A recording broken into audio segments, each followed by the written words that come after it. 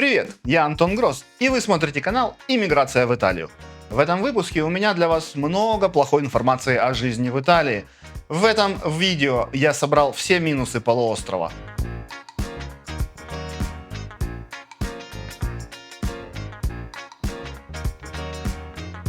Вы знаете, что я все время очень положительно отзываюсь об Италии. Ага, скажете вы, конечно, ты же хочешь заманить людей в Италию. Кто смотрит впервые, чтобы понимать, почему я хочу заманить людей, мы занимаемся бизнес-иммиграцией, ВНЖ для состоятельных граждан, фриланс-визами, виза Digital Nomad, а также сопровождением бизнеса и недвижимостью. Получаем ВНЖ, ПМЖ и гражданство Италии. Кто к нам обращается, Италию выбрал давно и осознанно. У нее слишком много плюсов, которые работают вместо меня. Да, это почему-то не такая популярная страна, как Германия, Англия или даже Прибалтика с Польшей. На эту тему поразмышляем в видео.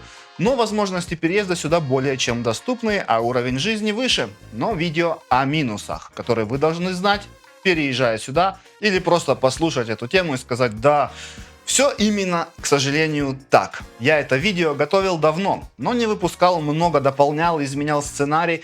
И вот пришла пора, ведь у канала 100 тысяч подписчиков, даже не 100 тысяч, а уже 110.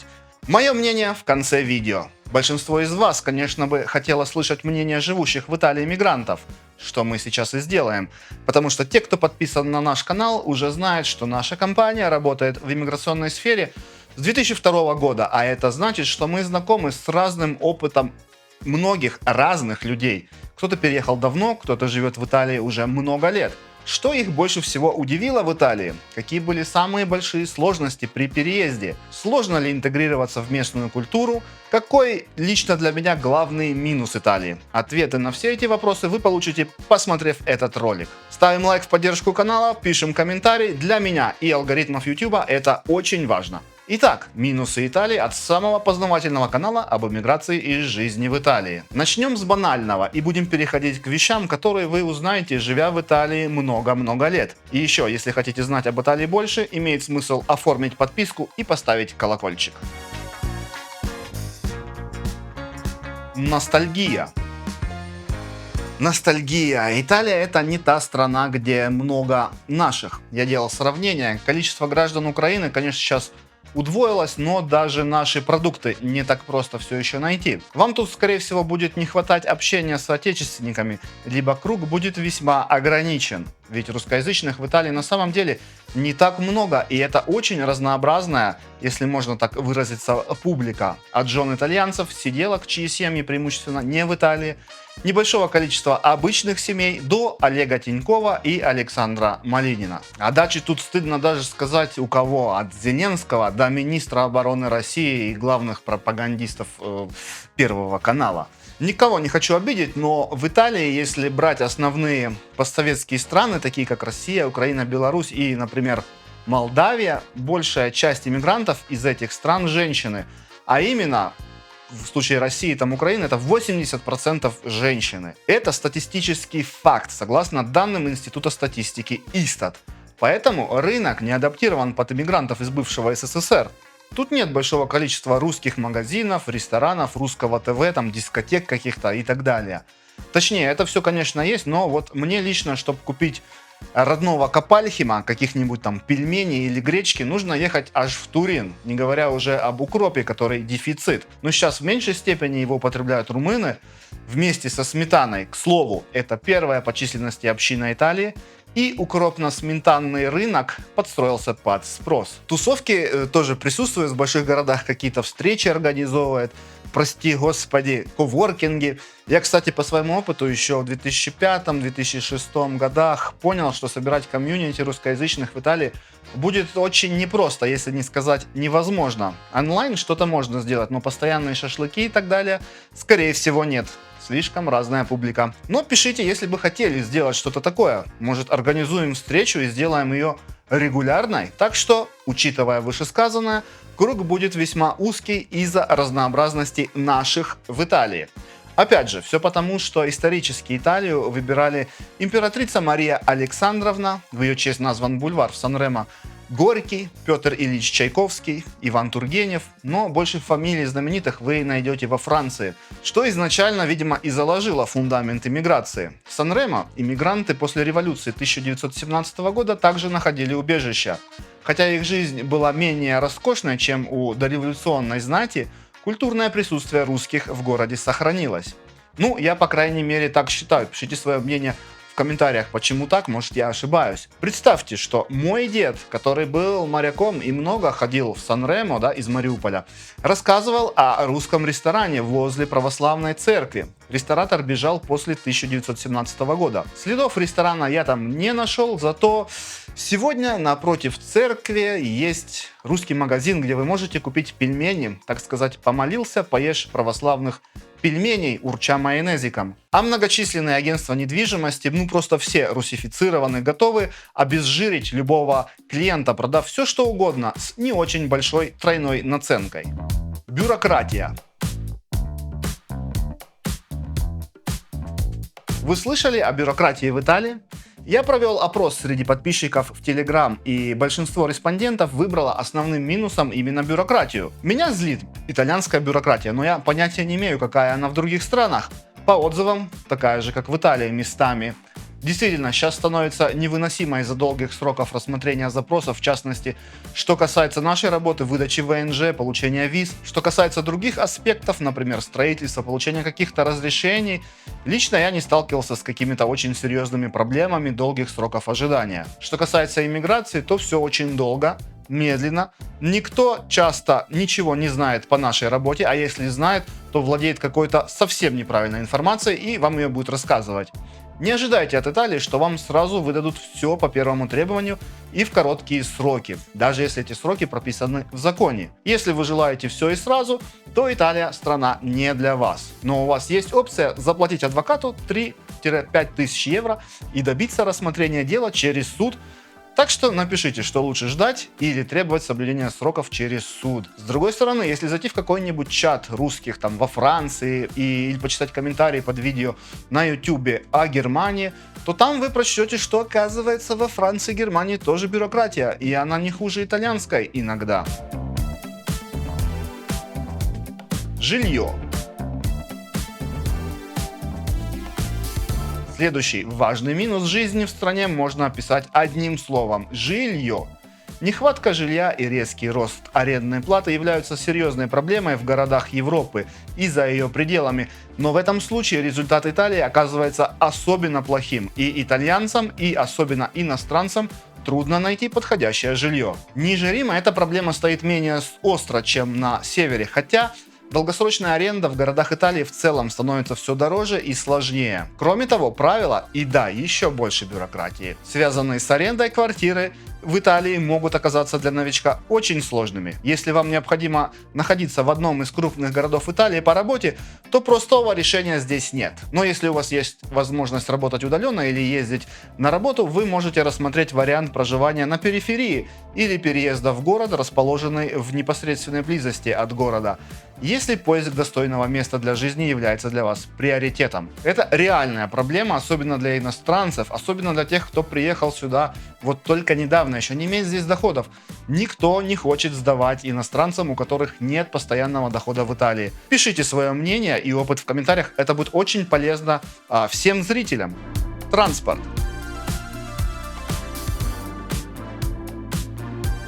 Переходим к транспортной проблеме, головной боли всех жителей Бельпаэзе. Италия – страна контрастов. Модная одежда, вкусная еда и общественный транспорт, который может заставить тебя поверить, что ты попал в машину времени. То ли автобус опаздывает на час, то ли поезд решает сделать дополнительную остановку, но не где-то, а в параллельной вселенной. Итальянские поезда – это как лотерея. Повезет – доедешь быстро и комфортно, а не повезет – встретишь новых друзей в вагоне и узнаешь много интересного про итальянскую пунктуальность.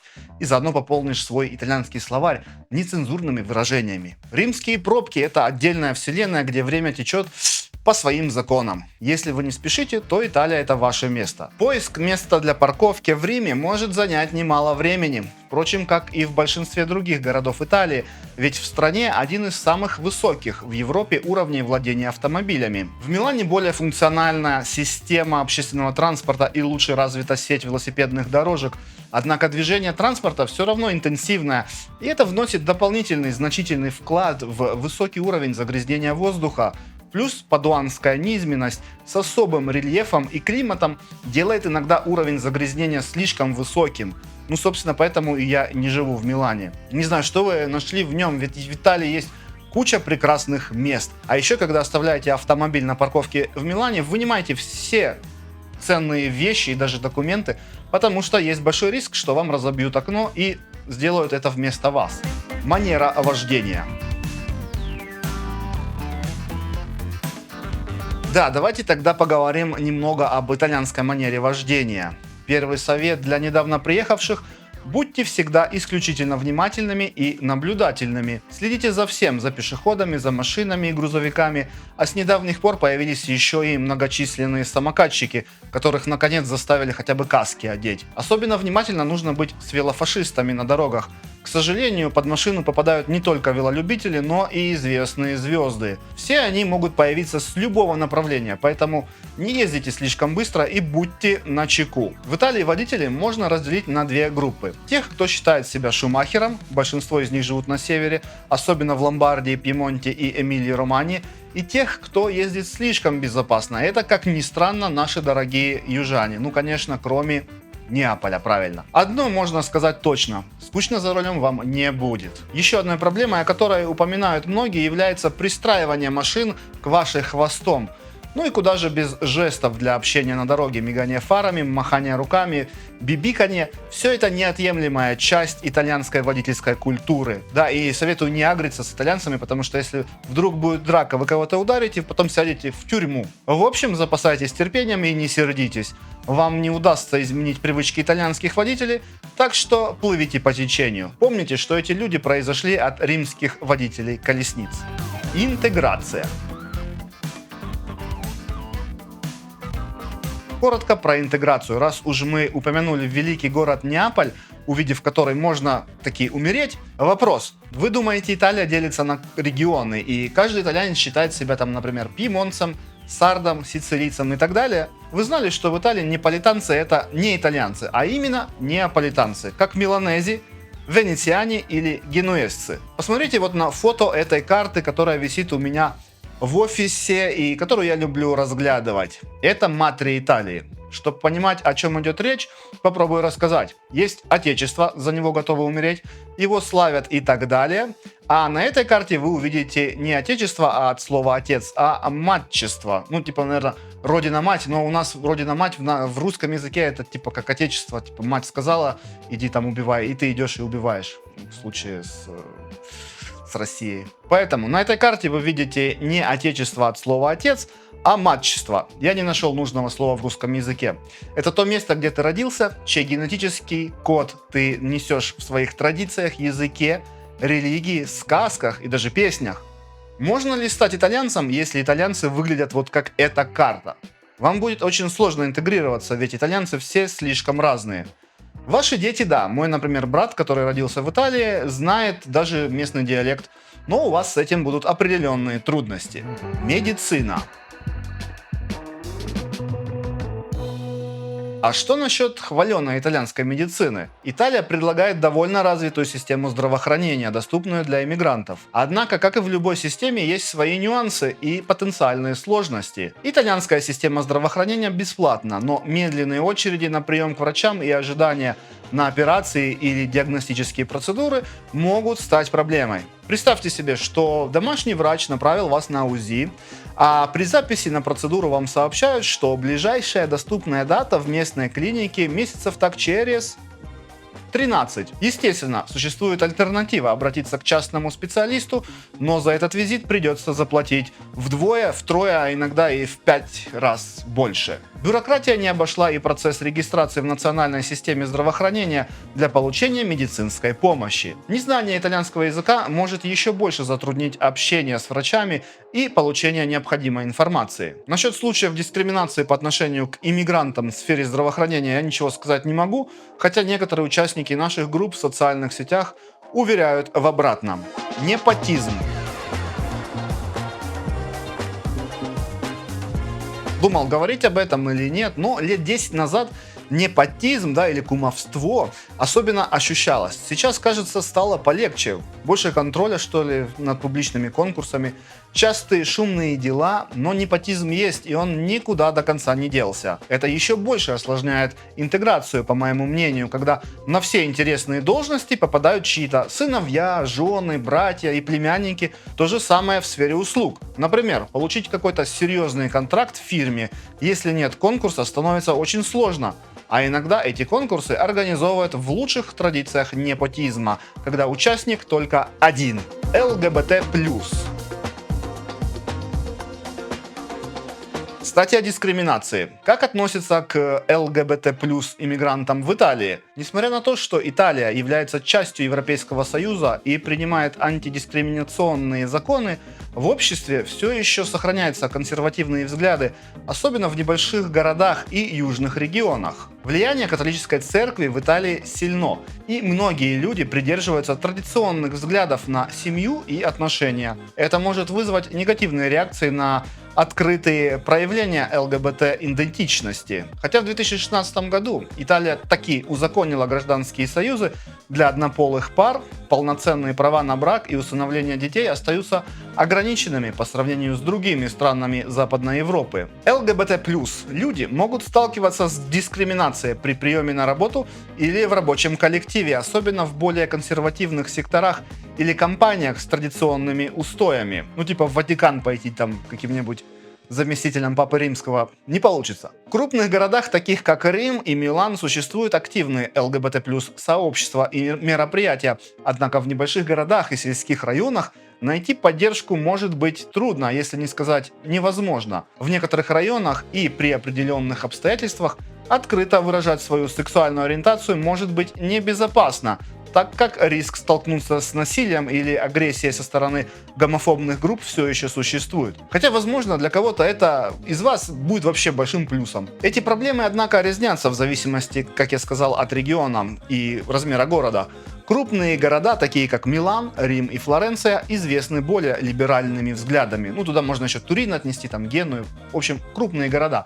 Но я бы не сказал так о Неаполе. Сиеста.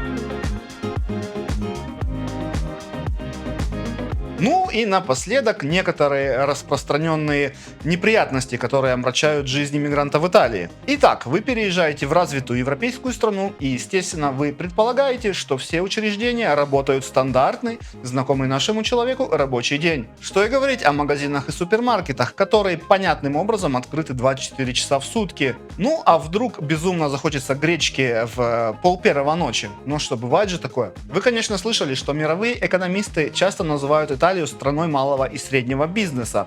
Хотя это имеет более широкие последствия для экономики страны, для обычных людей это также означает нечто очень важное. Почти все закрыто в обед. Вы можете услышать, что в Италии все это давно уже не так, все течет, меняется, но если вы выберетесь за пределы туристических районов или центра города, то несомненно обнаружится, что государственные учреждения, банки и магазины закрыты с 13 до 4, а то и позже на обед. Единственное исключение – крупные супермаркеты и сетевые магазины на улицах. Но даже они могут быть закрыты по воскресеньям, не удивляйтесь. Хотя в Германии все просто закрыто в воскресенье.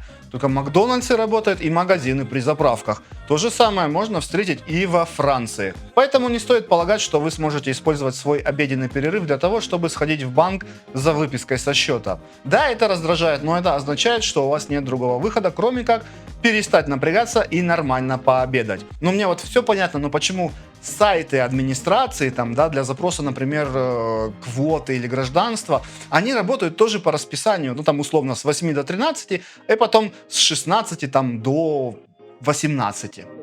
Лекарства. Поговорили о магазинах, продолжим об аптеках, а точнее о лекарствах. Знаете ли вы, насколько дороги в Италии болеутоляющие средства? Еще нет? Сейчас я расскажу. Во многих странах парацетамол и ибупрофен можно купить в супермаркете за мелочь. В Италии это не так. Как правило, за простую упаковку обезболивающего вам придется выложить в аптеке более 5 евро, а более сложные препараты от простуды и гриппа могут стоить 10 евро и более. Банковские карты. Кстати, вы, конечно, думаете, что можете использовать свои банковские карты везде. Да, согласно букве закона, в настоящее время предприятия в Италии обязаны разрешить вам расплачиваться картой за все товары. Это правило было введено правительством Драги еще в июне 2022 года. Однако, как уже говорилось ранее, Италия страна малого и среднего бизнеса, и это тоже имеет свои последствия. Нередко в небольших независимых магазинах можно встретить рекламу оплаты картой, но автомат оказывается загадочным образом сломан. А если он и работает, то платеж может проходить так долго, что вы сдадитесь и оплатите наличными. Многие владельцы магазинов уже давно отказываются принимать карты для мелких операций, говоря, что это не стоит того, чтобы терять часть прибыли на комиссии. В общем, Италия еще далека от того, чтобы стать полностью безналичным обществом, поэтому всегда стоит иметь при себе наличные деньги на всякий случай. Тут можно опять привести в пример соседнюю Германию, где просто может висеть объявление «Не принимаем карты» и все. Итальянцы не бухают. И немного о культурной жизни. Нет, я не о выставках в Ватиканских музеях и не о концертах на арене в Вероне. Я о приземленном. Знаете ли вы, что в Италии не получится хорошо отдыхать, много пить, на вечеринках? Итальянцы пьют меньше, чем большинство думает. Конечно, это обобщение, но статистика показывает, что чем дальше на юг, тем меньше люди пьют, особенно женщины, вне приема пищи. Так что, если вы хотите завести друзей или наладить контакты на следующей итальянской вечеринке, лучше не спешить с выпивкой. В конце концов, шататься в пьяном виде по улицам для итальянцев это fare brutta figura. Ну что, вечеринка закончилась? Как попасть домой? Конечно, я закажу Uber или поймаю такси, думаете вы. Но мечтать не вредно. Здесь не существует Uber в том виде, к которому вы, возможно, привыкли в других странах. Конечно, вы можете вызвать традиционное такси, заплатив кучу денег, если находитесь в крупном городе, но вы можете обнаружить, что местные жители просто не пользуются ими, и, как следствие, такси любого рода очень мало где есть, в том числе в крупных провинциальных городах. Нельзя шуметь. И напоследок расскажу об огромном минусе жизни в Италии, точнее, жизни во многоквартирном доме. Вы не сможете включить стиральную машину на ночь. Большинство людей в Италии живут в многоквартирных домах, и в некоторых районах, обычно на севере страны, существуют законы о том, в какое время можно шуметь и включить стиральную машину. Точные правила варьируются от здания к зданию, но если вы не хотите навлечь на себя гнев слишком ретивого соседа, заканчивайте стирку к 10 вечера. Сфера красоты. Ну и актуальная проблема, особенно волнующая женскую аудиторию. Переезжаете вы в Италию, приходите в бьюти-салон, чтобы обновить маникюр, и видите, что навыки мастеров оставляют желать лучшего. Такой салон попался, думаете вы, и в следующий раз меняете адрес, но и второй, и в третий раз вам предоставляют услуги ужасного качества. Естественно, это не мой личный опыт, а собранные в комментариях и постах жалобы эмигрировавших из России и Украины дам, которые отчаянно ищут в Италии отечественного мастера маникюра, парикмахера, косметолога. Так что, если вы привыкли к маникюру и лазерной эпиляции по ГОСТу, готовьтесь, присоединяйтесь заранее к группам для экспатов в Италии. Ссылку, кстати, на нашу группу в Фейсбуке и в Телеграме найдете в описании. Там часто обсуждают различные бытовые вопросы, включая поиск услуг красоты. Хотя по комментариям у меня сложилось мнение, что им только для жизни этого и нужно. Напишите в комментариях, какую роль в вашей жизни играет лазерная депиляция. У них есть все. Один из минусов, или может быть плюсов, скажете вы мне в комментариях, является то, что у итальянцев есть все. И все это особого отменного качества. Что я имею в виду? Представьте, обычный лук-порей, но у него есть консорциум по повышению ценности и защите лука-порея. Причем тут лук вообще? А при том, что в Италии и есть в целом, есть марки качества, и в Италии их очень много. Просто лук уже не просто лук, его сертифицируют, чтобы потом рестораны где-нибудь в Токио подавали блюда с луком-пореем из червера, болгарским перцем из карманьолы и белым трюфелем из Альбы под аккомпанемент игристого вина классического метода из высокой ланги. И все это только еда, а Италия вообще делает все: одежду, микропроцессоры, оружие, самолеты, корабли, линии и станки, без которых заводы в России, например, не могут работать. И еще много чего. Пишите в комментариях, что я упустил. Поэтому, когда мне говорят, они ничего не делают, целый день говорят о еде и все переносят на завтра, мне не ясно, как у них все получается. А наши страны, все постсоветское пространство, включая страны там даже советского блока, сидят в такой глубокой, ну вы поняли где. Итальянцам есть чем гордиться. Давайте вместо попытки выдать итальянцев за безграмотных, ничего не умеющих, ленивых обжор, попытаемся научиться у этой нации чему-то хорошему. Ну что же, тем для размышлений, пожалуй, предостаточно. Лично для меня эти вещи не имеют большого значения, кроме того, что я живу в стране, которая дала и дает этому миру многое. Может быть, я привык или стал итальянцем, что, как я сказал ранее, невозможно, я не знаю. Возможно, я что-то забыл, так что пишите главный минус Италии для вас в комментариях. И пусть это будет колбаса и сыр с плесенью или перебродивший виноградный сок. Напомню, что если вы еще не передумали ехать в Италию после всех гадостей, которые я сейчас наговорил, наши контакты в описании. С вами был Антон Гросс из Италии. Всем чау-чау!